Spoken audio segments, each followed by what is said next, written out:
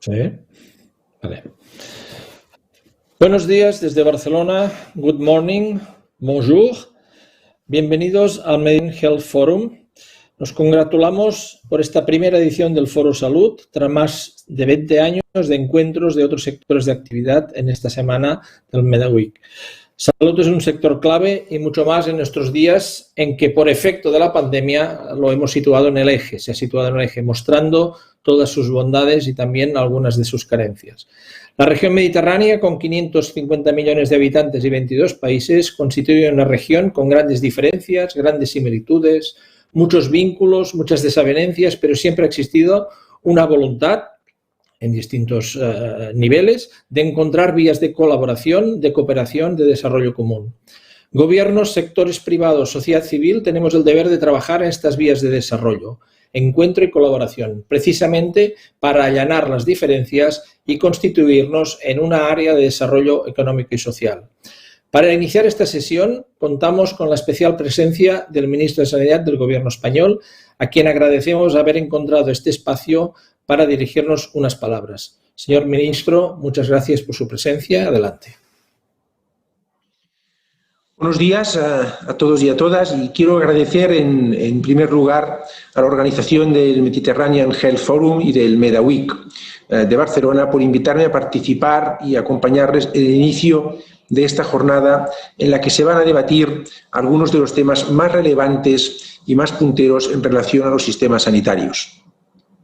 Es, a mi juicio, importante generar espacios de reflexión y debate en los que estén representados distintos actores del ámbito sanitario, tanto públicos como privados. España, por su posición geográfica al norte del Mediterráneo, por ser también la cuarta potencia de la Unión Europea, por su perfil de apoyo al multilateralismo y por la historia de cooperación internacional, tiene una situación altamente estratégica para establecer líneas de cooperación con los países de su entorno, en particular con los países del arco mediterráneo. Y iniciativas como esta son, a mi juicio, muy necesarias y positivas.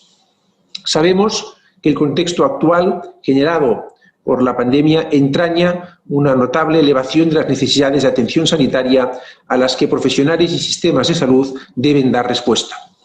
Sabemos también que la pandemia excede los límites de la atención sanitaria y a que las medidas para su control tienen muy importantes consecuencias sobre otras áreas a nivel social, económico, laboral o industrial, así como sobre la atención de la salud poblacional en otras patologías y dolencias no relacionadas con la COVID-19, por ejemplo, la oncología, la atención a enfermedades cardiovasculares o la salud mental, por poner solo algunos ejemplos. La pandemia ha puesto de manifiesto, a veces de forma muy cruda, las limitaciones de los sistemas sanitarios de los países. Los profesionales y las profesionales sanitarios están cargando con un peso mucho más alto de lo razonable. Quiero expresar aquí, una vez más, todo mi agradecimiento y reconocimiento a este conjunto de profesionales del ámbito sanitario. Pero también ha sido y debe seguir siendo un periodo de solidaridad, de innovación, de investigación, de cooperación internacional y de grandes aprendizajes. En primer lugar, debemos aprender del pasado, de las decisiones que se tomaron en los últimos años y de las consecuencias que han tenido sobre los sistemas y profesionales sanitarios.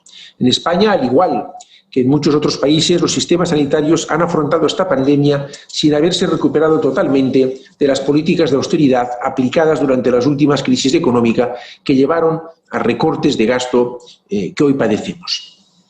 En segundo lugar, debemos aprender también del presente. En este año estamos siendo testigos de uno de los periodos más fértiles en décadas en materia de investigación, de generación de tecnología, de construcción de partenariados y todo tipo de desarrollos comerciales, empresariales e industriales para adaptarnos y dar respuesta a esta pandemia. Todas estas iniciativas deben ser aprovechadas y replicadas para otras situaciones y no deben perderse cuando la pandemia haya pasado. Y en tercer lugar, debemos también aprender del futuro. Debemos ser capaces de predecir e imaginar. Debemos predecir con mayor grado de certidumbre, maximizando el uso y aprovechamiento de la ingente cantidad de datos generada diariamente. Y sobre todo debemos ser capaces de imaginar la visualización de lo que queremos en el futuro, junto con el análisis y la evidencia del presente, es lo que nos va a dar la información necesaria para tomar decisiones que refuercen nuestros sistemas sanitarios. Sistemas que aseguren la cobertura universal, que aseguren la atención en condiciones de equidad de mujeres y niñas, que respondan a los mayores más vulnerables y a las personas de todos los territorios, y a la vez que incorporen la innovación tecnológica que pueda proporcionar una mayor calidad de atención, optimizando el trabajo de los profesionales sanitarios. Todas las crisis encierran oportunidades para quien sabe verlas, y este es claramente un foro para ello. Termino deseándoles mucho éxito en la jornada de hoy, así como en el resto de actividades de la semana, y expresándoles mi agradecimiento por dedicar todo su esfuerzo a la innovación y a la mejora de nuestros sistemas sanitarios. Muchísimas gracias y buena jornada. Muchas gracias, señor ministro. Agradecemos mucho este tiempo, que es ahora un elemento muy escaso en su vida, y le dejamos regresar a sus actividades habituales. Muchas gracias. Well, let's just continue with our panel. Our panel is organized around 3 topics, and we have distinguished speakers to make some light to us in different aspects.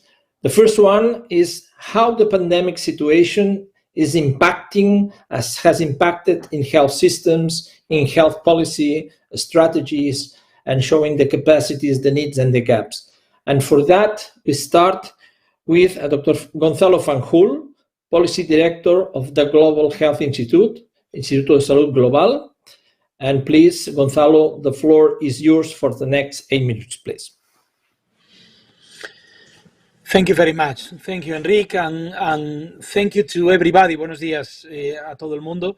It is a pleasure to be here and to make an introductory presentation that actually I am very glad to have had the chance to listen to the minister, because it goes very much along the lines of what the Minister Illa has just presented to us. IS Global, the Barcelona Institute for Global Health, is a scientific institution. It's it's an organization where most of the people that belong to our teams, working in different countries of the world, mainly in Spain, but in many other areas, are scientists related to public health priorities. But we are an institution focused on the translation of the science to having an impact on the policies and practice that are affecting global health all over the world. And obviously, COVID is an extraordinary laboratory in this regard. We have all been tested in terms of the extraordinary impact, direct and indirect impact on COVID. Not just this test resistance of our health systems and the extraordinary struggles that we are having on the clinical level in all of our countries, but in terms of all the indirect collateral effects that COVID is having in the whole Mediterranean region. I would argue that in the whole world. I will not repeat the numbers that are absolutely astonishing in terms of the impact on malnutrition, in terms of the vulnerability of workers, the collateral impact on immunization routine programs, the context that has made more complicated for all of our work, particularly when we consider that this is having place in the context of a misinformed, extremely noisy, polarized public debate that is making sometimes particularly difficult to make decisions of public policy. No? So what I want to focus on in this short period is, rather than talking about what we don't like and making a diagnostic of the current situation, I'd like to open the conversation with a more prospective exercise of where we think as IS Global that we should be going towards in the coming years and in the coming months.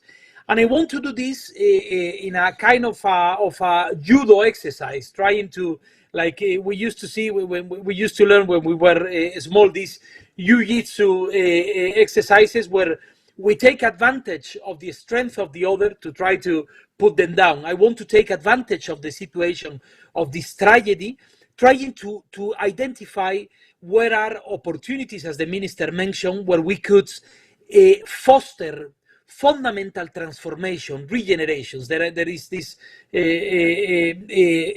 phrase that was coined these days, from the Great Recession to the Great Transformation, or to the Great Transition. And I think this is where part of our focus should be, together with the response to the crisis. No? Now, I'd like to highlight three areas where we are identifying this potential and where we are focusing. The first is putting health at the center of all policies, at the center of all, taking something that we in the health community have been working on for many decades now, trying to understand what are the different implications of health for all our policies. Right now, what we are witnessing is a situation where health is at the core, not just of a right, not just of a public service, but basically at the core of security priorities of different countries, economic priorities of different countries. We have coined a term that is called SDG 3+, that tries to understand the purpose of the Sustainable Development Goal 3 and the different objectives of the SDG 3 in the context of much broader policies, and trying to bring to this situation the lessons that we have been building in the past years, linking it with climate, linking it with social vulnerability, linking it with institutional construction, and with poverty, and with all the other elements within the SDGs. There is an opportunity to build preparedness systems that are sound, that can allow us to learn from this experience in terms of other or future threats regarding future pandemics and other health-related threats. There is an opportunity to build global health strategies in countries like mine, in Spain, in regions like the European Union, in the Mediterranean region, that take global health as a starting point towards a number of other public policies that are profoundly imbricated in that regard. This is the first area that I would like to highlight. The second area, it will not be a surprise, putting science and innovation as the basis for a more cooperative, innovative, equitable model in the coming years. I think that there is an extraordinary lesson to be learned about the way the international community has been able to build processes like the ACT accelerator, what we are witnessing these very days about the vaccine. But there are fundamental challenges within this new model. I think that we have gone very far, but now, for instance, we have the challenge of guaranteeing that the vaccine is going to be available for everybody in the planet. We are going to guarantee that we all swim or sink together in this challenge. And I think that there are a number of countries in the Mediterranean region that do not have the guarantee of the financial and technological resources to access to the vaccine the same way the European Union or the poorest countries are going to. There is an opportunity as well to reconsider our model of access to medicines and innovation, and to reconsider the role of the public sector in the relation with the private sector. For instance, in terms of public procurement, and trying to use that as a leverage in this regard. No? And finally, my third element is about the new model of labor mobility, and how we are learning from this experience, how we need much more flexible, much more intelligent migration system that can allow us to guarantee the kind of health working force that is going to be needed both at destination and origin countries. And we are trying to engage in some proposals, such as the global skills partnerships, and we are trying to move forward in this regard within the European Union and the region. No? So let me finish by saying that there is a unique opportunity in this context, not just a political opportunity, not just taking advantage of the narrative of this global shock, but there is an economic opportunity, for instance, in the reconstruction and resilience fund from the European Union. We can build those coalition of improbables. We can foster entrepreneur states that can help us in this regard, and actually make a fact of the argument that we have been building for decades about global health at the center of all these new opportunities. So I look forward to the conversation, and thank you so much again for this opportunity.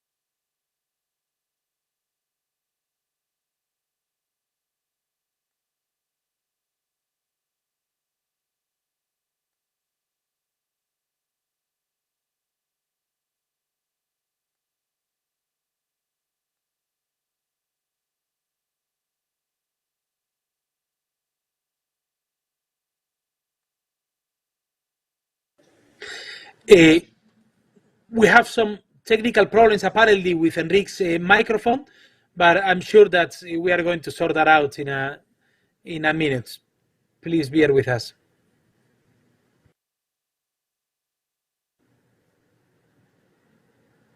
We have here, we cannot hear Enrique yet. Ahora, now we can hear you. Yes? Yeah. It's very low, but we can hear you. You are hearing me? Okay. Okay. Okay. Thanks, Gonzalo, for your 8 minutes o'clock. And now is the occasion for Kautar Biati, member of the Moroccan Institute of Strategy and Intelligence. We will address your vision of this situation in the region. Please, Kautar.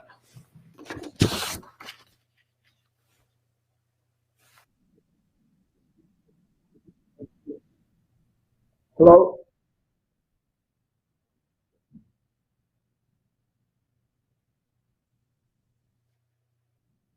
Hello.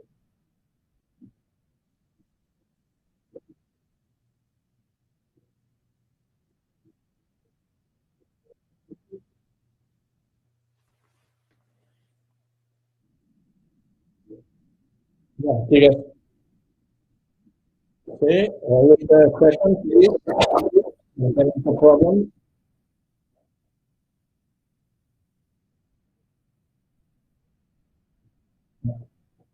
Need to be reconnected.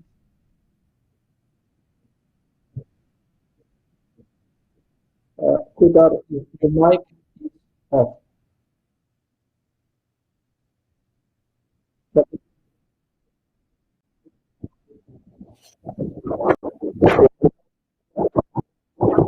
Hello.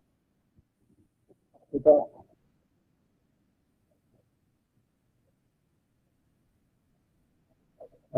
Angela Sauter, when you see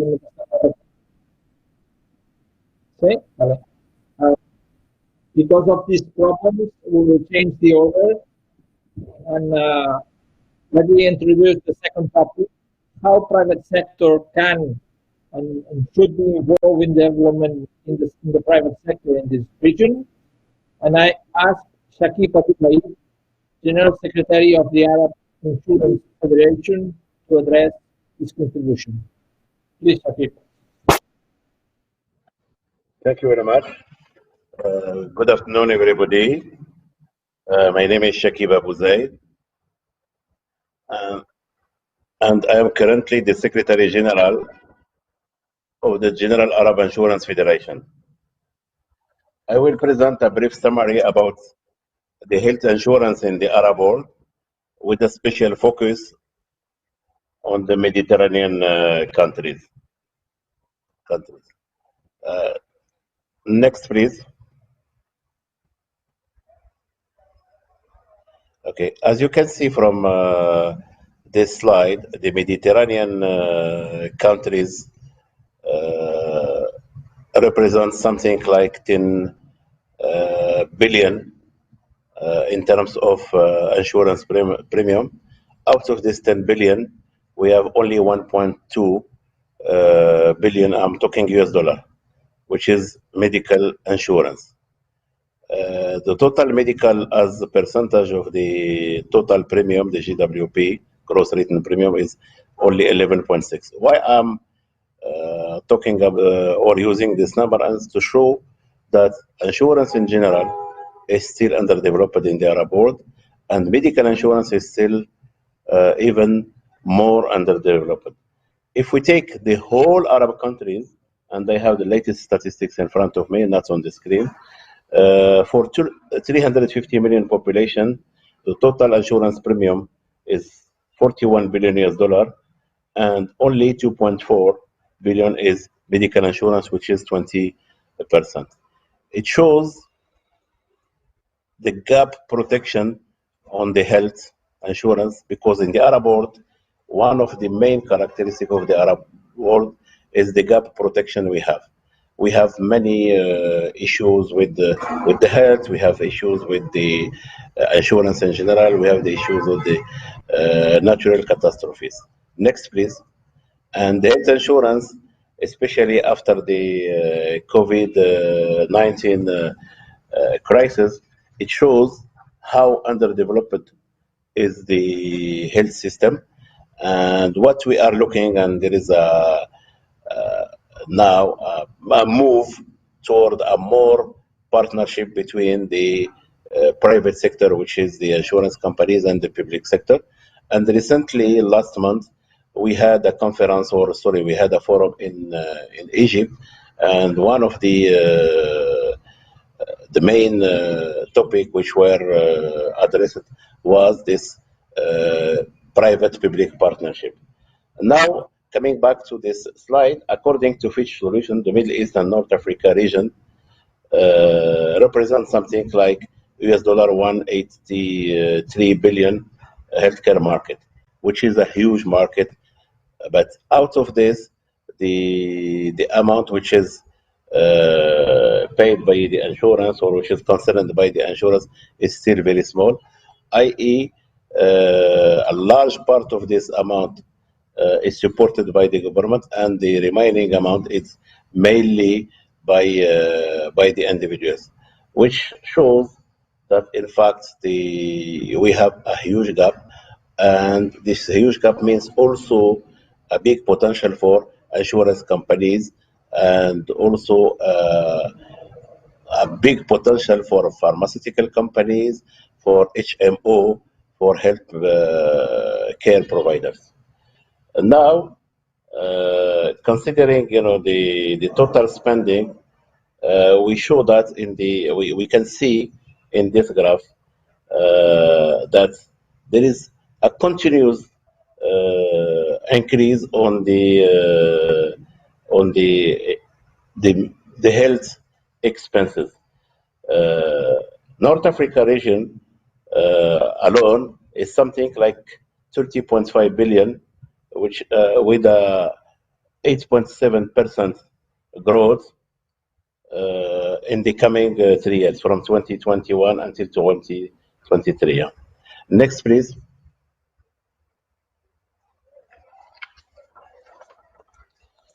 If we consider the largest country in the region, which is Egypt, Egypt now is preparing something which is a huge program, which is supposed to cover the 102 or 103 million population. They have started in 2019, and now they will continue. Egypt trend remains in double digit in terms of health expenses, while 2020 shows a slight reduction in trend compared with 2019. It is not as large as that of some other countries that are seeing a decrease in trend. In Egypt, just for your information, they did not decide on a total lockdown, and the activity remains from March until June almost normal, with the exception of schools, cafe, and restaurants and hotels. Nevertheless, starting from 2018, fundamental efforts have been put in place by the Egyptian government with 100 million healthy lives campaign to tackle those threats. In May 2019, the World Bank published a procurement plan as part of the ongoing project to transform Egypt's healthcare system by 2023. Over the duration of the project, the World Bank has committed US$ 530 million.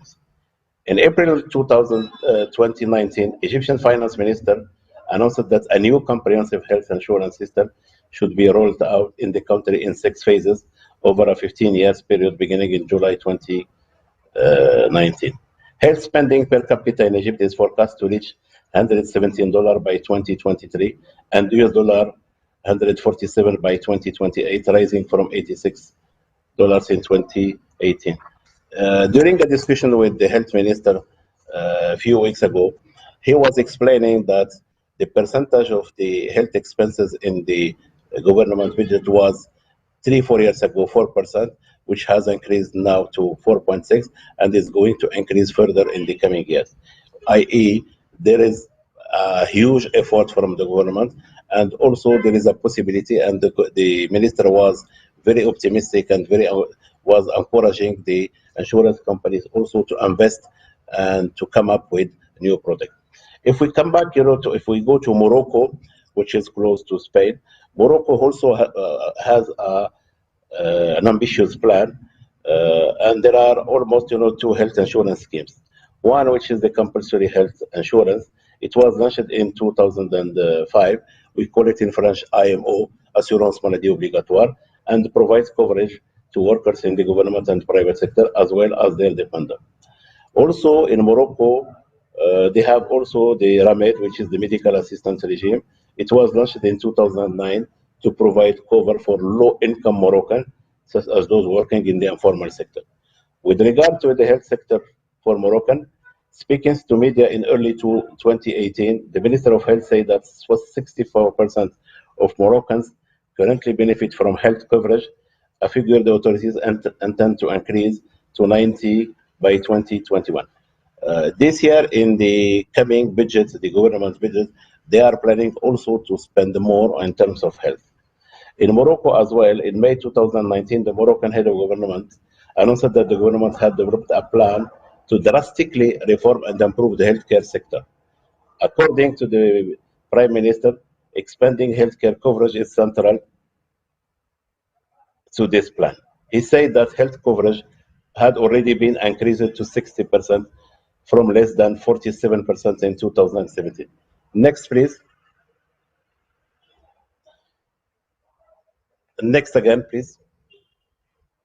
Sorry, I forgot to ask for this. A health sector strategy for 2017-2021 has been signed by the Moroccan Health Ministry with the World Health Organization, taking into account progress in the implementation of Moroccan health system reforms and the WHO global program, particularly efforts made internationally to achieve the Sustainable Development Goal. Next, please. In Algeria, over the past decade, considerable progress has been made in the coverage and quality of healthcare services in Algeria, with indicators improving steadily, alongside a decline in instance of communicable disease, according to Oxford Business Group. As a result, the latest figure from the WHO shows that life expectancy at birth has risen from 68 years in 1995 0.4 years as of 2018. According to analysis from Oxford Business Group, overall health indicators were improving thanks to opportunities for private sector growth, and investments are strong, particularly in pharmaceutical industry. Strategic government planning and continued widespread coverage of healthcare for citizens. In Tunisia, in terms of health insurance, which has been compulsory in Tunisia since 2004, around 82% of the population is covered, according to the Center for Research and Social Studies in May 2019.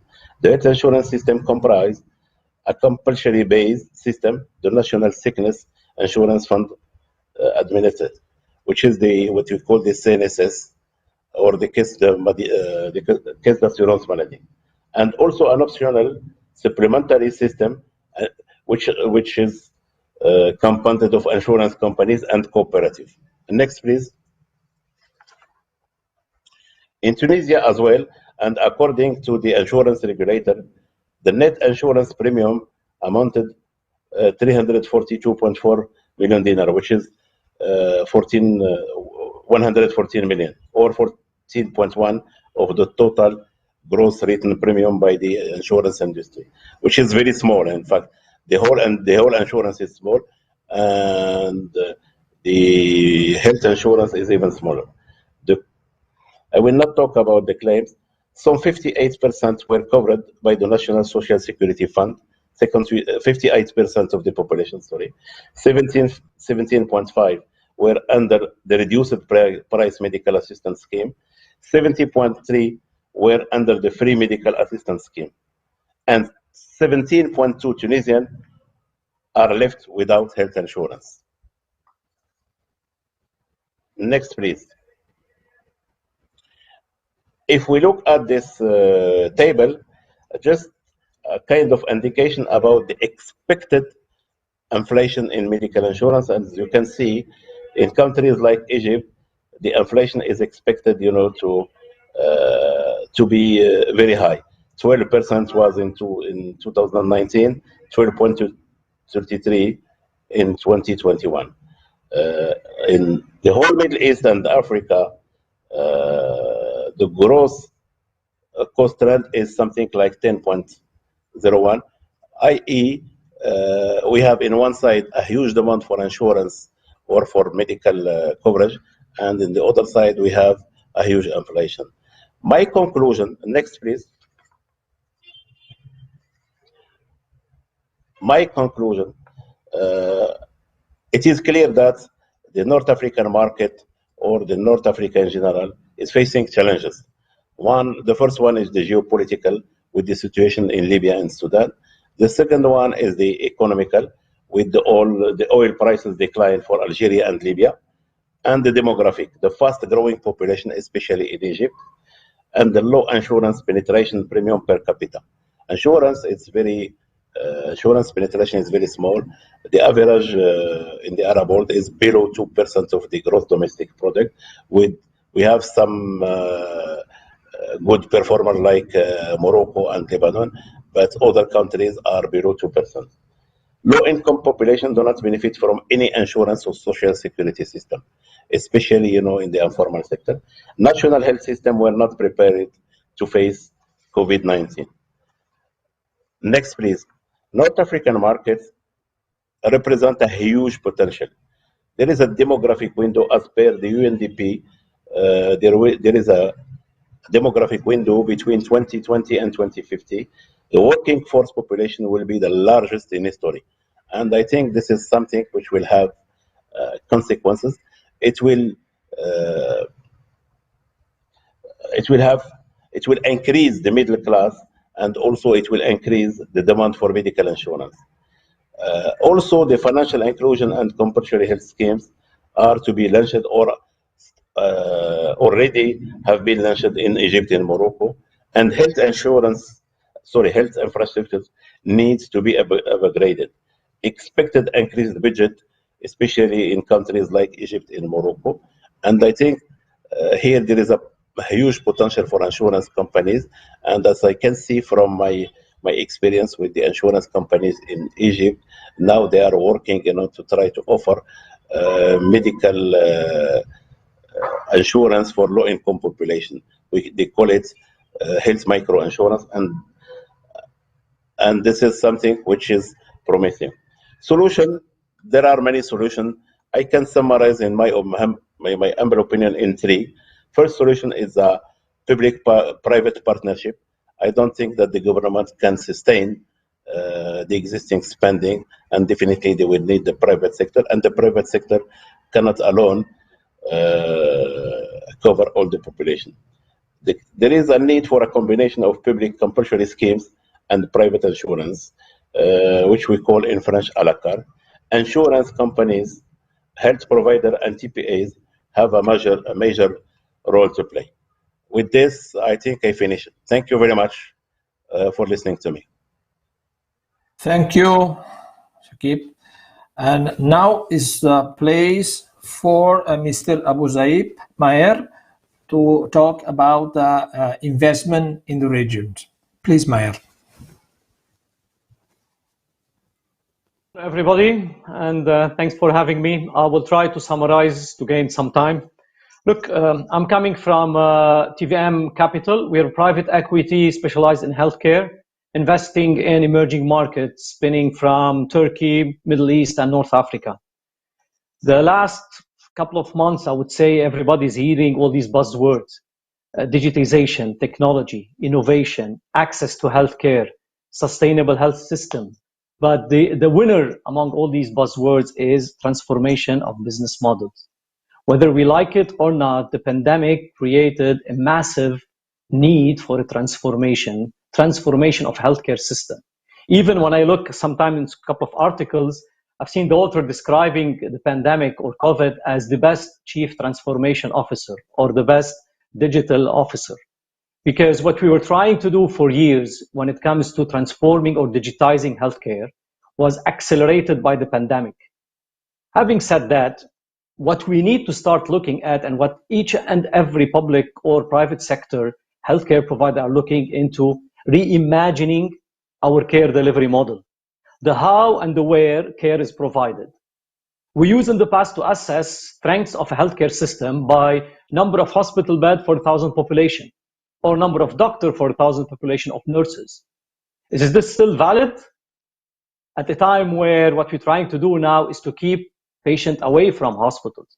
Do we need more hospital beds, or do we need to change the care delivery model and start delivering care outside of hospital context? What about the infrastructure, the hospital of the future? When we're going to build our new hospitals, are we going to look into smaller individual room for better infection control? Are we going to look for flexibility for repurposing the beds like we start seeing happening during COVID? Connectivity, we need virtual ICU. Do we need the lab, the radiology department to be part of the hospital or annex to the hospital so we can service outpatient so as the inpatient? What about regulators, product approval, licensing, healthcare workers, clinical trials, reimbursement, payers? It's very crucial, very important. Supply chain, inventory management, all these areas we start looking at. The interesting part when we look at emerging market or developing countries, you see that all these countries are at crossroad now in their healthcare system. And they're looking into leapfrogging. And some of these countries are saying, what do we need to do? Do we imitate existing systems from developed country, or do we innovate? And now they have a golden opportunity that the pandemic offered to leapfrog and innovate using technology and using a new way of delivering healthcare systems. It's easier when you're building a system versus when you're transforming a system. And the interesting part that COVID created, and my colleagues alluded to this, it elevated healthcare to the nation health security level. And it became as defense, as energy, or food security. Each and every government is looking into the health security. And for the past years, public providers in North Africa, Middle East, and Turkey, they were looking at how can we involve the private sector? How can we get the private sector to shoulder part of the healthcare burden? We cannot continue doing it on our own. And the healthcare burden is becoming massive due to a variety of reasons. Population growth, Egypt, Turkey, and our part of the world. Growing burden of non-communicable diseases. Obesity is leading to diabetes. Lifestyle is leading to cardiovascular problems. Patients are becoming more and more aware, demanding quality care.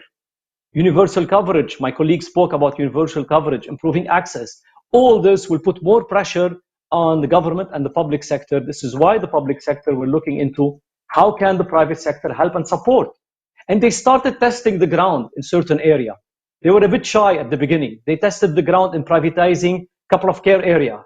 They started with dialysis. They started with lab, radiology, chronic care, just to see if they give it to the private sector, There is this reputation that the private sector can do it faster, cheaper, better, improve quality of care, efficiency, productivity. So they tested the ground and it worked.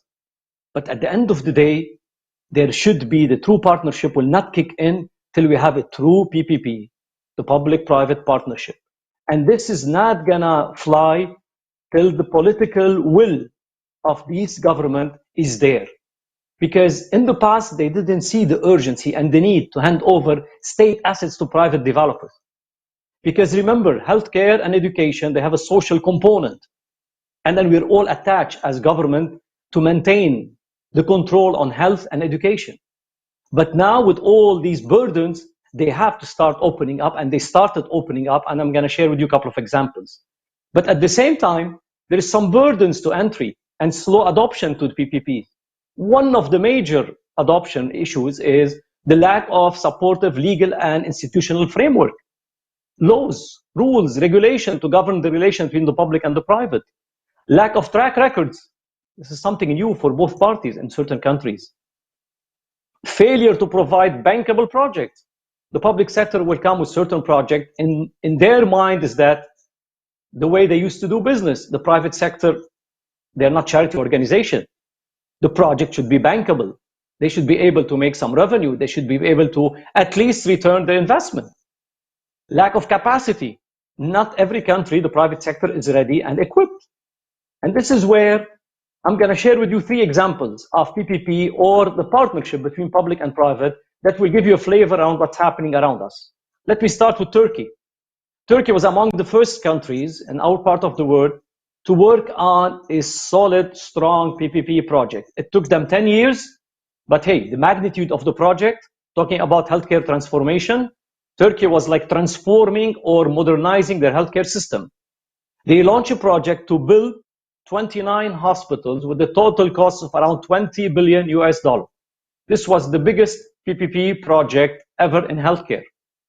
20 billion, and they put it structured in a PPP way. It took them 10 years between the first 2003, they passed the health transformation program, and then from there, the PPP law.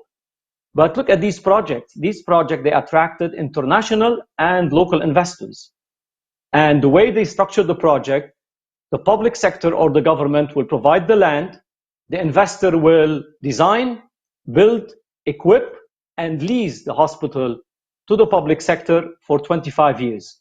3 years for construction, 25 years leasing.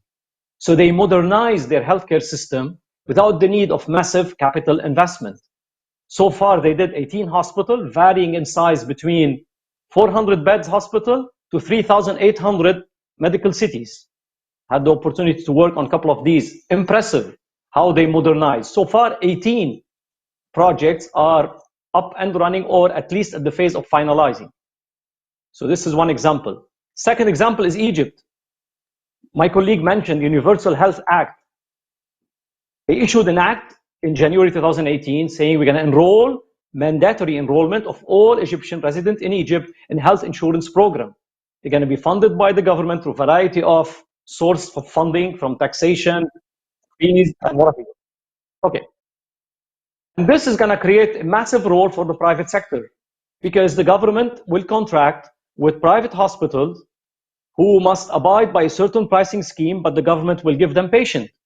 And this is an area where now each and every hospital or private sector in Egypt is looking into investing, because they know that this is massive. We're talking about million-plus population that they will need healthcare they didn't have before. And to close, let me talk about a little bit of what we see now, where the private sector is jumping to close certain white space in the healthcare system. After COVID, certain countries, they realize, oops, we do not have a solid orthopedic business when it comes to care area. We send our patient abroad. Oncology, cardiology, area where the private sector is investing. Digital health is an area where it's booming at this stage, connecting doctor to patient digitally and online and what have you. All this is becoming more and more needed, and this is where the private sector is playing a major role. So definitely the private sector is there. Definitely the private sector role is increasing, and we're going to see this more and more in the near future. I'll stop at this stage. Thank you. Thank you very much, Mayer. Very interesting. And taking your words about the booming of digital health during these days, Now is our third topic, is how the digital health has been boosted during these days, and the utilization, a lot of things, and we discussed for a long period about the restrictions on that, but with the pandemic, everything is open, everything is utilized, and now it's time to make some thinkings about. I asked Dr. Joan Guanyabens, with his experience in the Catalan government and implementing things in some different areas of Europe, to address his vision. Please, Joan. Hello, good morning. This is Joan Guanyabens. Thank you. Thank you, Enrique, for the opportunity. And if you can show the slides, please, I will share with you some ideas, some quick ideas. Next slide. The first thing is digital revolution is here. So we have the opportunity, or we have the occasion to share with all that we are at the beginning of this revolution. So we are managing the initial deployment of this revolution, because digital health is the merge between the accelerated technology, digital technology, but also the sequencing of the genetic code. So the merge of these two advances means a super convergence that will change all related with the health. And we are in the middle, and we have the opportunity to participate in this revolution. Next. Because it's clear that the technology, especially this technology, is not good or bad. It depends on the use. It depends on the objectives that this technology serves. So this instrument, not this proposed, it's at the service of the objective. So what we have to do is to fix, to concrete what we want to do with this technology. And that means to govern this process. Not necessarily means more money. We will need money, but we will obtain more money. Look, digital health has potential benefits. And if we apply it correctly, this technology with a good governance, that allows us to do more and better with less. So that means industrialization, that means accessibility, equity, arrive everywhere, and that means an important thing, responsibility. So the best patient is that patient that is know his condition, his disease, and he's responsible of his condition. So that means that we are entering inside the new medicine, the 4P medicine, the personalized medicine, the predictive medicine, the prevention, the preventive medicine, and the participation medicine. That means to personalize the care means more quality and more satisfaction with the resources that we have. So the important thing is to understand that now we are in the internet of data. Internet understand as a constant flow of data, as the constant flow that is increasingly continuously. So this starts with the webs of the corporates, then we aid social networks, so opinions, and then we are aiding through the mobile, through the Internet of Things. We aid a lot of data through Internet of Things or Internet of Devices, wearables, and 5G also. So what is clear is there is a new flow, a continuous flow of information, of data available for all. And that means that we can obtain this data, but also we can process online, on time, this data using this algorithm, using the artificial intelligence. So the other thing is to understand that our data cures, but for cure, we need to understand the disease. And for understand the disease, we need to merge, to use these different kind of data, not only medical data, not only clinical data, also data from lifestyle, behavior, genetics, etc., etc. Next. Next, please. So the data not only comes from the professional, from the clinical care, from the healthcare, also more and more comes from the individuals, from the unregulated data from all the devices and mobile that we can use. Next, please. Yes. So at the end, what we vision is that each of us will have a health account, like a bank account, where we integrate all my personal information related with health. So medical information through the medical services, but also my information from my device, my wearables, etc. The genetics, and all these personal account or personal health data, I will manage this directly, opening this data for the research or using this data to use algorithms or artificial intelligence tools. Next, please. So what is clear is we are in a data-driven scenario, or data cure. We can cure with our data, or that my data is mine, especially in the European legislation. This is very clear. We start this, and also we are in the middle of a revolution. But the main thing is that all this data is not easily accessible. And in this case, the technology is there to solve this problem. So next, please, how to access to this data, how to make available this important personal data, and also combine this with the right that we have to the privacy, confidentiality, and security use of this personal data. So this is the main thing that we have to solve. And the technology is there to solve this question, this balance. Next, please. So to conclude this part, I will say that the personal health data has a transformative effect on all the aspects of the healthcare, provision, management, research, and more share it and reuse the data, more value we could bring to the society.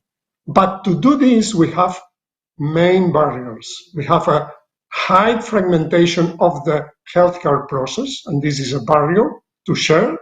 And also we have to protect the privacy and the confidentiality of this data. And this is a barrier that we have to solve. And also, we are convinced that we have to involve the citizen in the control of the personal data and in the decisions around this data. Next, please. So, because today, this is the reality. Few companies in the States has a lot of access to the data, and the governments in Asia has a lot access to the data. In Europe, we want to protect the individuals. We protect this data, and this data is not available to construct artificial intelligence algorithms. Yes, please. And I want to conclude. Yes, next, please. Next.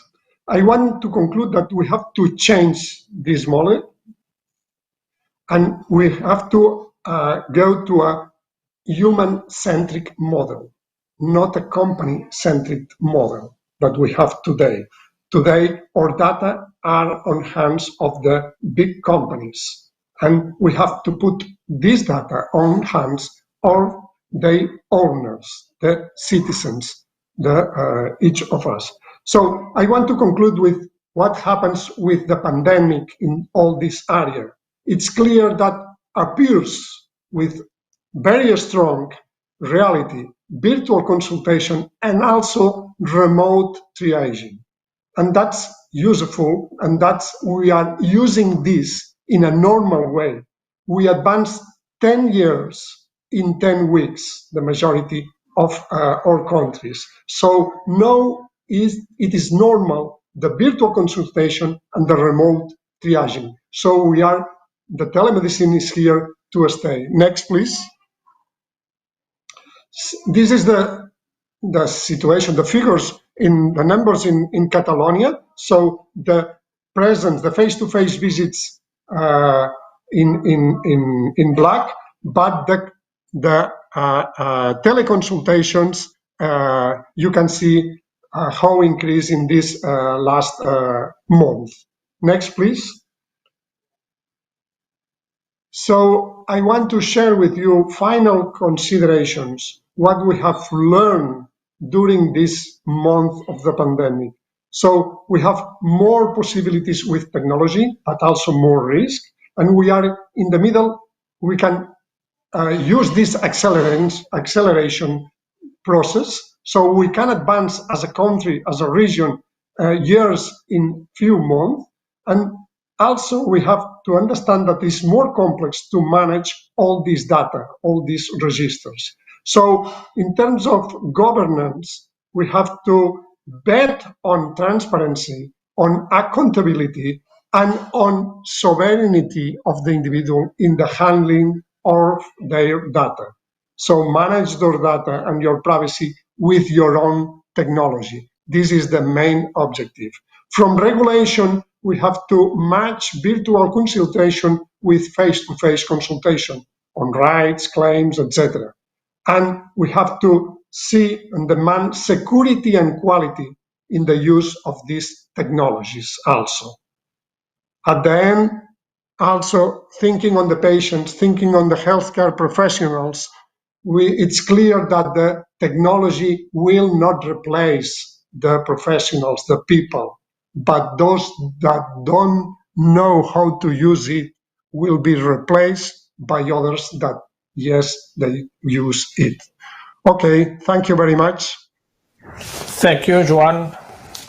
And now to talk about an example of utilization of digital medicine has the word of Dr. Ali Shalawi with the new position, is Chief Digital Health Officer in AXA One Health in Cairo. Please, Ali. Hello, everybody. Thank you, Dr. Enrique, for inviting me. And it's been really a pleasure to listen to all of the speakers here today. And I think it's really fitting that we are given as an example to what all of the speakers have been highlighting about what's been happening with the COVID-19 and all the pressures that all of the health systems have been put through, and really what digital health is. And I'm honored that we are considered as such an example. If we could go to the presentation, please, to show the slides. So I'll start briefly by explaining who we are as an organization, and then what we do, and then talk about specifically our focus on digital health. So next slide, please. And then the next slide. So AXA One Health is AXA, the insurance company's a pilot project to go from payer to partner to be a provider of healthcare, not just an insurance company. And we are located in Cairo, Egypt, as you see on the map here. We have currently two large functioning units. We had one seasonal one in the north coast of Egypt, and we're planning to have a total of 6 by early next year. We have a collection of 22 medical specialties with a growing team of doctors. At the moment, we sit at 105, and we've partnered with both local and international partners to really give a full set of services to our clients. And the idea is, next slide, please. That the following one. So what we do is, following slide, that we offer our healthcare on three main domains. There is the classic domain, which is the on-site services, the classic brick and mortar clinics, which are centered around primary healthcare with a collection of secondary healthcare, so specialist doctors. And on the other side, there are the digital services, which we'll talk about in more detail, such as teleconsultation and a full digital experience for the client. And then there's the third arm, which is in the middle, which is a kind of an on-site healthcare experience. A lot of it is home care, where we can do home consultation and send nursing and physiotherapy and even home dentistry. And of course, with COVID-19, we have the COVID-19 products that we have offered to our clients. But the healthcare on site extends beyond home care as well, and we can offer it in corporates or in factories or even schools and universities. And the idea is to offer a holistic care that is worry-free and hassle-free. And I will demonstrate in our digital journey how we remove the worry and the hassle from the client side. Next slide, please. This is just a picture of the variety of the services that we have that give this kind of holistic approach. So besides the consultations, we've introduced nurse assessments for every encounter that we have. We have deals with pharmacies and in-house pharmacies.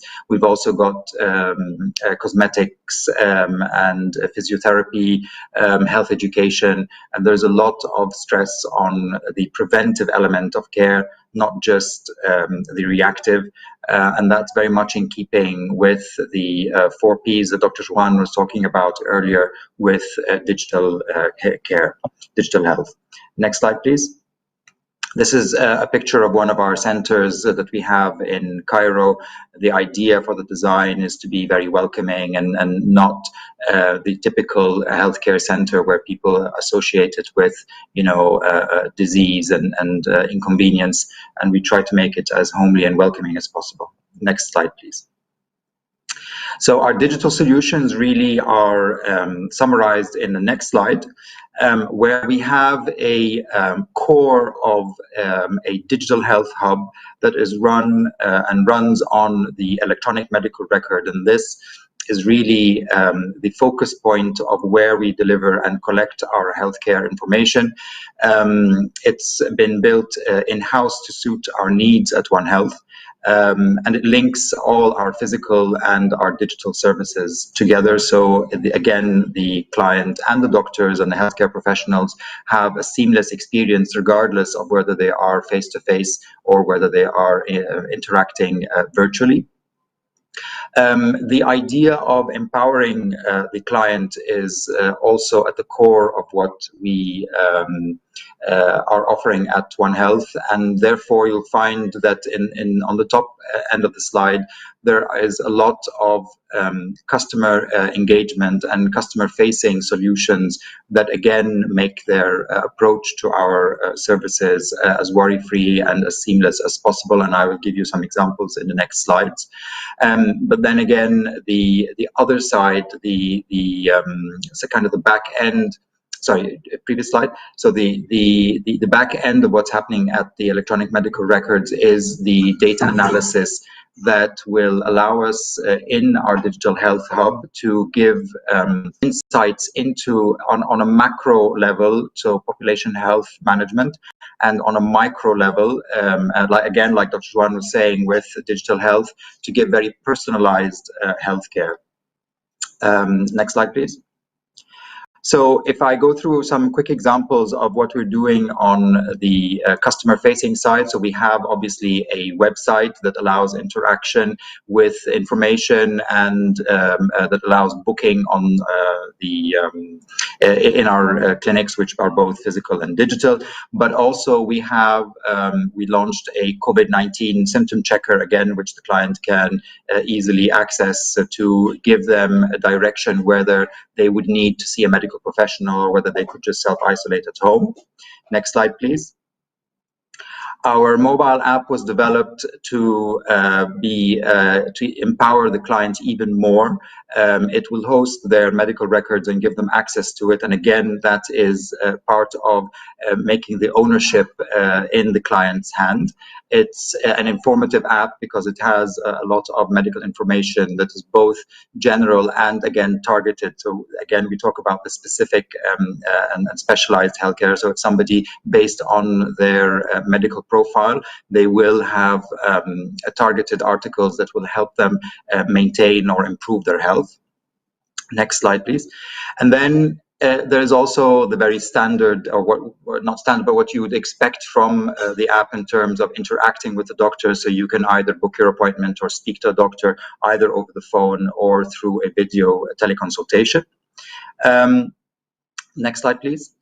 As an innovative side of the digital health experience, we've created also our virtual clinics or our pods, which are, they come in a range of sizes and shapes. But this, for example, is a small walk-in room that can be a standalone clinic that does not need to be within the clinic complex. It can be in malls, it can be in corporates, it can be in any, as an example of the healthcare on site that I was alluding to earlier.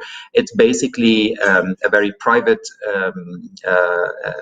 space where the client can go in and speak to a doctor through a video teleconsultation, and crucially, it's equipped with a selection of Internet of Things devices, so connected devices that will collect more information and give the doctor an idea or a better idea of what is going on with the client. So, for example, we can have a blood pressure monitor, we can have a scale, we can have a temperature probe, and many more.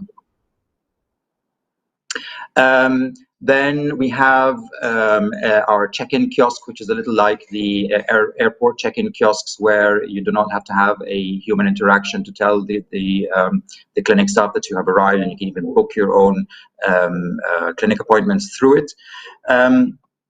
And next slide, we've got the online payments, which is a huge thing in Egypt and the region at the moment. Fintech is really taking off in the region, and online payments are becoming the norm where it wasn't a few years back. And obviously COVID-19 has again accelerated that kind of need and interaction. And then the final two slides show what we are doing in terms of the teleconsultations on the medical side. So next slide, please.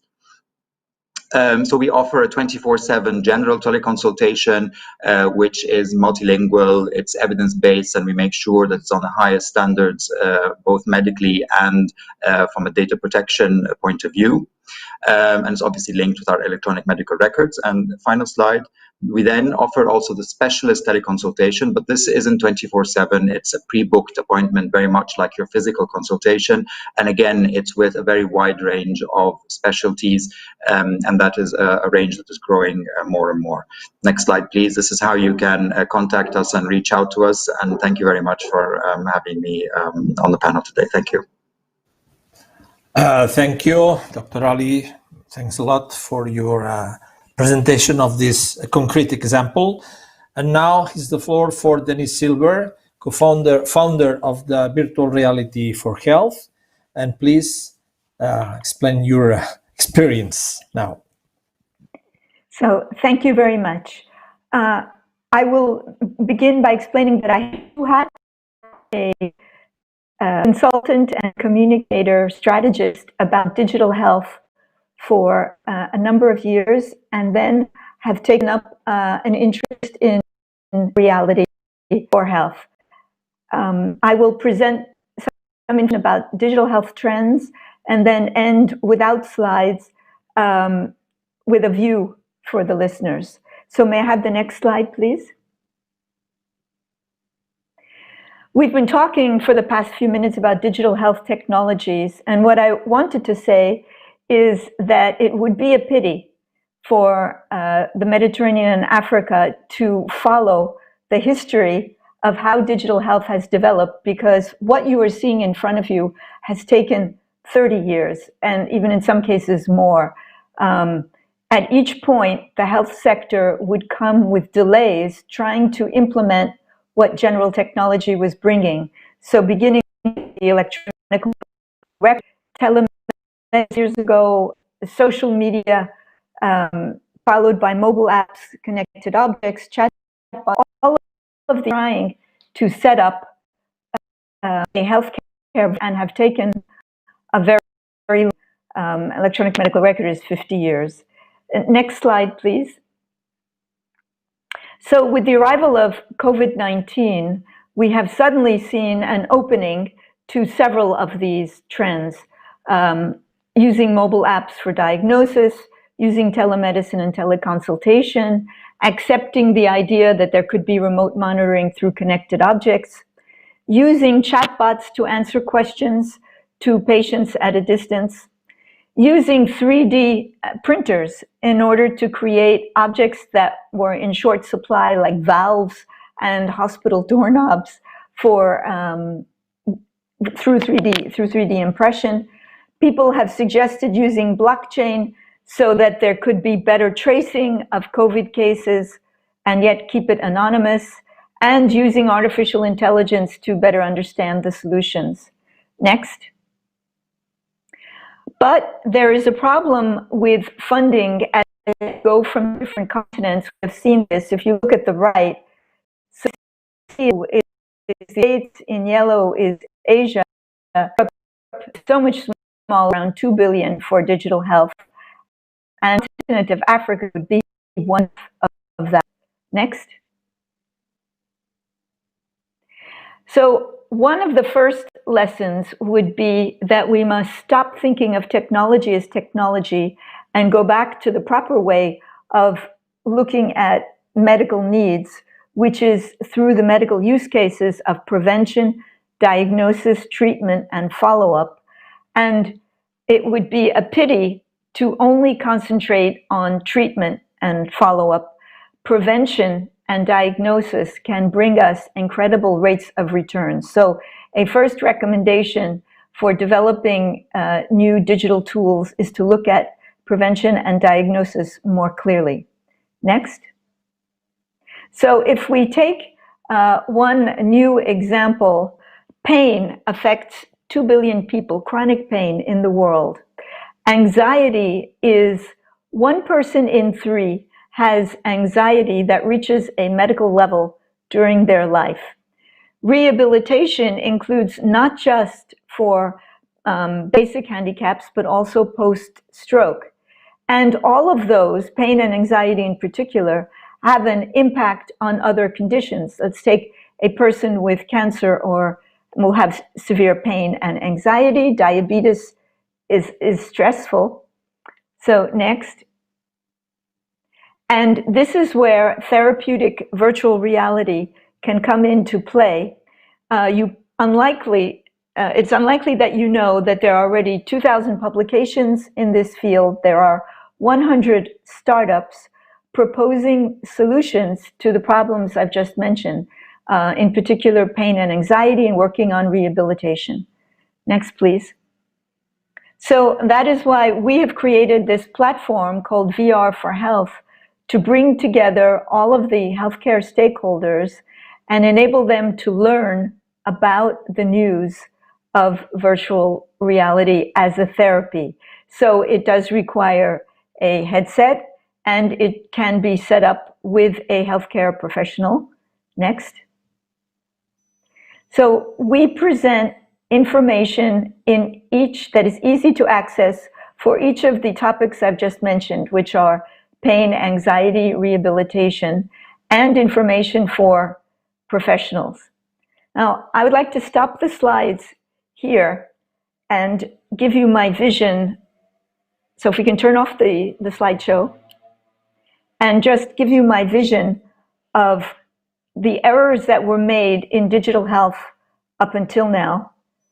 So if you could please turn off the slides. Okay, I'll continue with the slides. So the first thing is that the Western world, Europe and the US, made a mistake by not creating a national health insurance number or a national number. Is there any chance of turning off the slides? Just end the slides. Yeah. No slides, please. Thank you.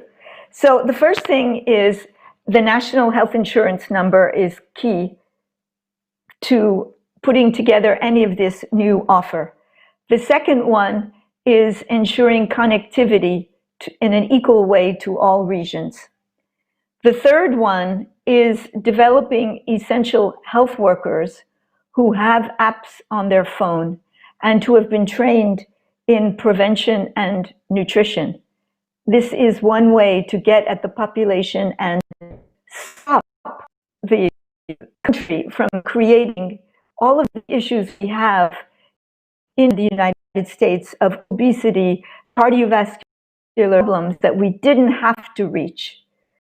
The next one is to take two examples.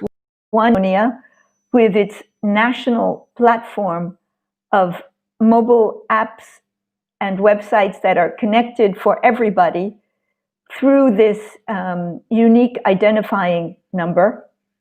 And secondly, the example of Rwanda equipping the health workers with artificial intelligence apps to go around the country and help each person with their problems.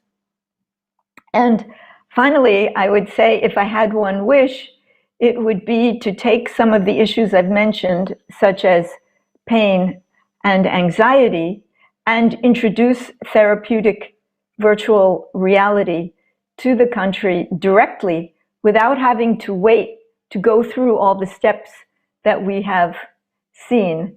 This can be done through a combination of teleconsultation and making these tools accessible, starting with one region that you could test. This would enable, with less pain and less anxiety. Now, I know that what I'm saying has not been tried anywhere. It could be an incredible opportunity to take your country onto a new path. Thank you. That was exactly 8 minutes. And I hope that if you found what I said is interesting, please connect with Denis Silver on LinkedIn. Okay, thank you, Denis. Denis, very interesting. And now it's time to recover the Madame Dr. Beati contribution. We had problems at the beginning, and now is the floor for Kutar. Please. Thank you. Thank you very much, Mr. Moderator. I hope that you can hear me.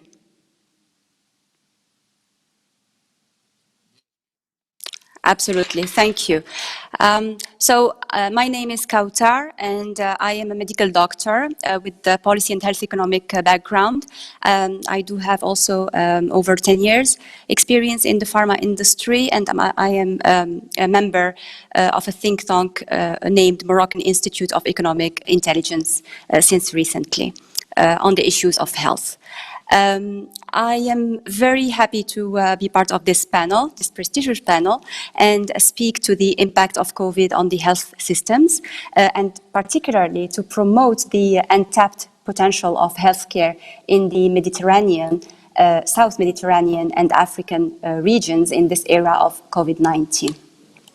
So, as you know, Africa, fortunately, was less hit by the pandemic when it comes to fatality rates compared to the EU or to the United States. However, the virus containment measures, and I'm speaking here about the lockdown, the partial lockdown or the total lockdown that has been pursued by most of the African countries and East Mediterranean countries has if you wish, but I'm happy to do it without slide if it's if it can speed my talk. Thank you very much. what I was mentioning is that Africa was less hit by the pandemic in terms of fatality rate, but the lockdown has had a tremendous consequence in terms of economy. As you can see, there is a sharp drop in terms of annual GDP growth in Africa. So with COVID surging, governments were dealing with a lot of things such as the Eurobond defaults. They were debating debt suspensions. They were discussing loans, negotiating pre-agreement for vaccines. So these were really impossible choices had to be made to avoid hunger, poverty, and social uprising. Yet, healthcare, and you see it in the in circle in yellow, healthcare emerged as a key component of national security among all nations, including low and middle income low middle income countries. And this is because healthcare is intimately intertwined with the economy. So my talk is structured in 3 ways. Please, the next slide. I will talk about 3 strategies. The first one, I strongly believe that public and private sector both hold a social responsibility in addressing some public health issues that are very well known to the region, and I will touch upon this. I'll try very briefly because these are several. The second strategy is that I also believe that in the wake of the realignment of the global supply chain following COVID-19, the region, Africa, North Africa mainly, and the Eastern Mediterranean region offer a real competitive manufacturing edge in this context.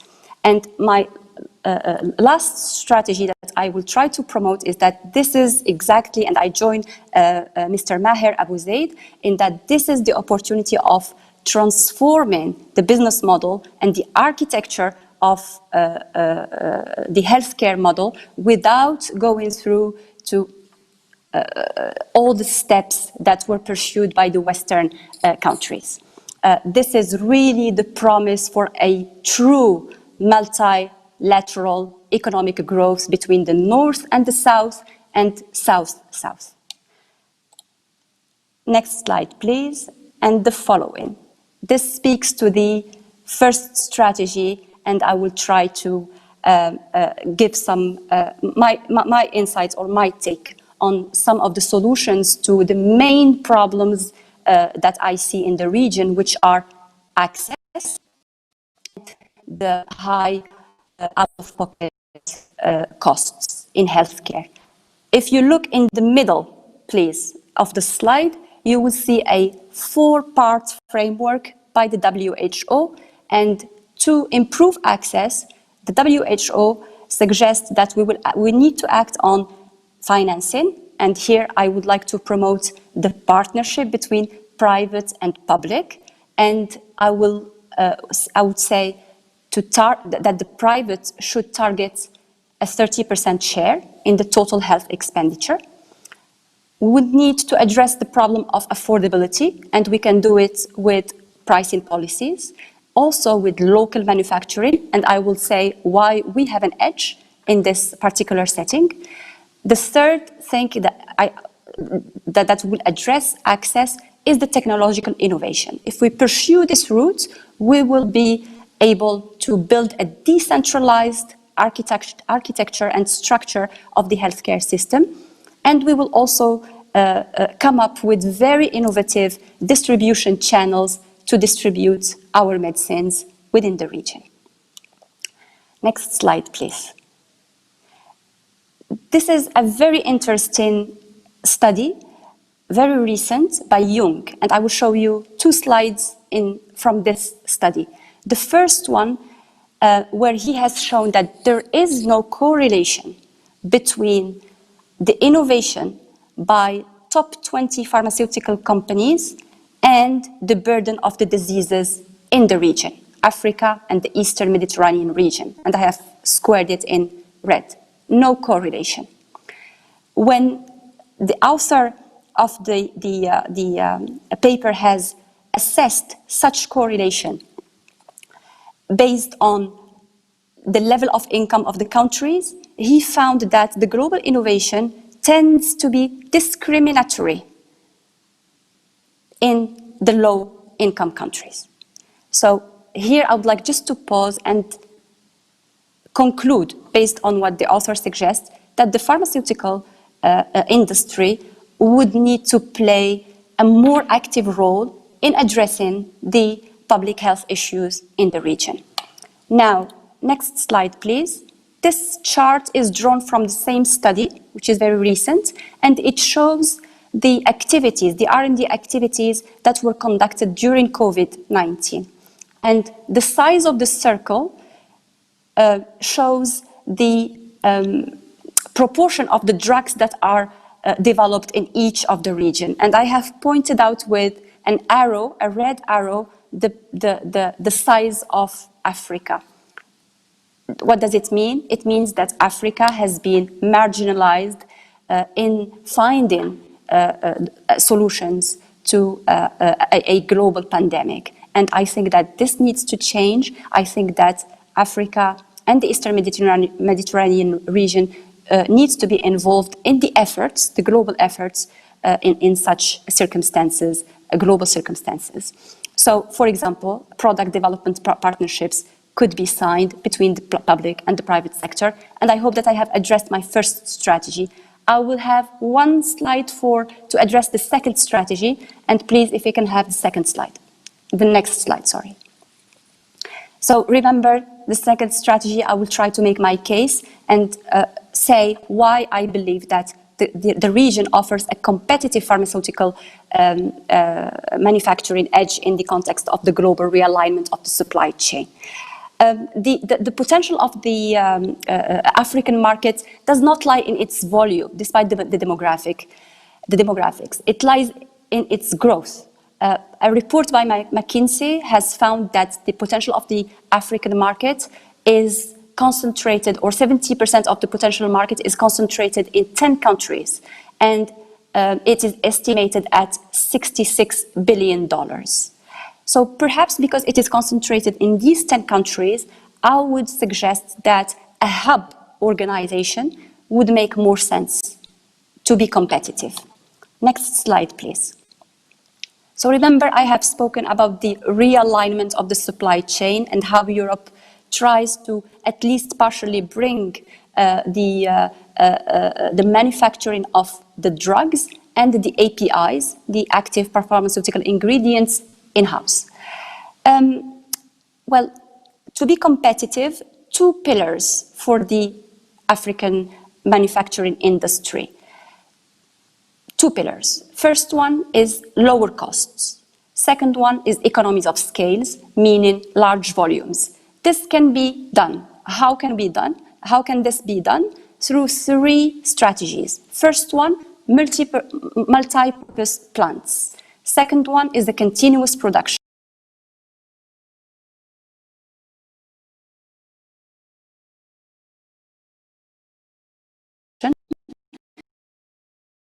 Third one, I have stated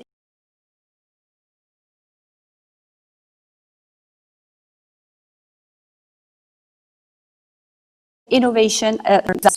So to the question that has been raised by the report of McKinsey, should Africa target the manufacturing of active pharmaceutical ingredients, or should it target product formulation? The answer is the latter. Maybe when innovation would be more advanced, then Africa could compete with Asia, and you can see 63% of the APIs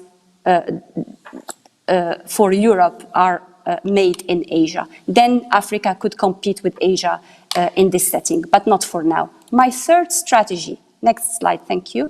The third strategy, I will not go into the details for the third strategy because the previous speakers have spoken very massively about the opportunity that the acceleration of the digitalization of healthcare post-COVID holds as a promise.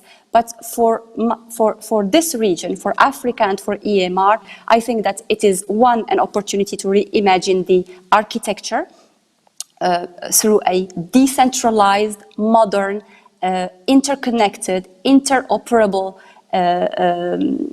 confidential system. And the second is the opportunity to draw some investments to the region, foreign and local investment in health technology. Example of this, next slide, and so this will be my last one. One example is this telemedicine, which is powered by artificial intelligence. And why I have chosen to speak about this one, it's because it will accelerate the penetration of telemedicine in the region. It will speed up the access. It will supersede the geographical problems and the medical constraints. It is performance-based, and it will mainly, most importantly, reduce the inefficiencies of a centralized system. I will leave you with this last slide. There is a lot. Next one, please. This last slide, it's the summary of everything that I have tried to communicate, and I hope that I have been successful with some few messages. Thank you very much. Thank you very much. We arrived to the end. There's no possibilities to make great discussions. If there is some question between the speakers, we have time for one or two questions. There is someone has to participate, or we close to it something.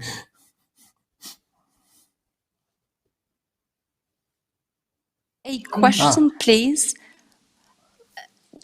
For those who are in the private sector, I have mentioned 30% as a target for a target of share of participation of the private sector in the total health expenditure. How do you react to this figure? Do you think it's reasonable? Do you think it's very high or too low? Thank you. I take this question. Sorry. Yeah, I can take this question. It all depends on the country, all depends which area we're talking about. Certain countries, they are already above the 30%. Other countries, they are way below, and they will never be able to be more than 30%. Again, you need to also take into consideration how much the public sector is going to allow the private sector to jump in and take more share of the pie. But why 30? Why not 40? Why not more? Why not less? Why you put the 30 as a number? I put 30, if I may answer this, because it was the targets that Saudi Arabia has selected. So I thought it may be a benchmark. If you allow me to answer, a benchmark, but Saudi is very specific. It's a different story. It's a different story. Now, if you allow me, I can tell you about the Saudi experience. The Saudi experience is a different system because the system, first, the Saudi is a wealthy country, and the demographics are different because you have expatriates, and this expatriate, their companies are paying for them the insurance, which is compulsory. When it comes to a country like Egypt, today we are talking about very small amount. I can tell you the amount. Today in Egypt, which is a big country, the total insurance premium we are talking about 221. If we consider that this is, let's say, 5% of the total health expenses, we are talking about a small amount. I think 30% is very ambitious. However, without ambition, we cannot achieve anything. I think we should be ambitious. But thank God, what we have seen in the past 3-4 months, we have seen a real interest on the private-public partnership. And I can see, I'm from Morocco to Egypt, there is a lot of interest today. The government are very interested in upgrading their health system, but to upgrade their system, they need the public sector. They need the private sector. The private sector is seeing this as an opportunity. I think today there are opportunities for everybody, and for 350 million population, which is the Arab population. I'm talking about the Arab population. South of the Mediterranean, I think we have something like 200 population. The potential is huge, especially all the government now are keen to promote the compulsory health systems. Okay, I have a question from the audience to Dr. Beati, is how to be part of this pharmaceutical industrialization? How to be part of the pharmaceutical industrialization? What does it mean?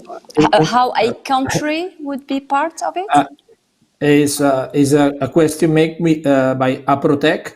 Is someone interested about how we can reindustrialize the South Rim countries? How to be part of this reindustrialization? By building hubs. I have tried to allude to that. Pharmaceutical industry is already present in North Africa, for example, in Nigeria as well. Ethiopia is making some efforts in this regard, South Africa, of course, and other countries, Côte d'Ivoire. So perhaps we need to think in terms of hubs rather than in terms of markets. That would be the strategy for me to pursue. For example, North African region, we can move towards a North African market. And if you can put the last slide, please, I will show you how I believe in terms of regulation, we can move toward a harmonized trade policy. It's on your right at the bottom. If we can move to standardized, for example, cross-border regulations and tariffs, if we can regionally pool procurement mechanisms, and I forgot to include also move towards a mutual registration of new medicine, I think we would be more competitive. I have just given an example with North Africa, speaking about Morocco, Algeria, Tunisia, and hopefully Libya once the unrest is lifted. But you can do it, for example, with West Africa. You can do it with the hub in East Africa, with Sudan, Somalia, Egypt, and so on. And you can do it in the Sub-Saharan Africa. There are multiple hubs that are with great potential. Okay. Thanks a lot. It's time to close. I want to thank the organizers for this first health forum, not the last one. I think it's the beginning of something. Thanks to all of you speakers about the respect of time, the light you had offered to us, and the quality of your contributions. All the attendants, we don't know exactly how much but for the present and for the passions. We raise a lot of knowledge, light, and to find new models of collaboration, as Maher said, not to improve, to transform the health systems and to improve the health status of the population of this region. On behalf of the MW20 Healthcare Forum, I'm inviting you to the second one next year, and probably will be presential, vaccinated meeting in Barcelona, and with more possibilities to discuss. Thanks to you all, and have a nice evening. Hasta la próxima. Thank you. Bye. Bye. Adiós.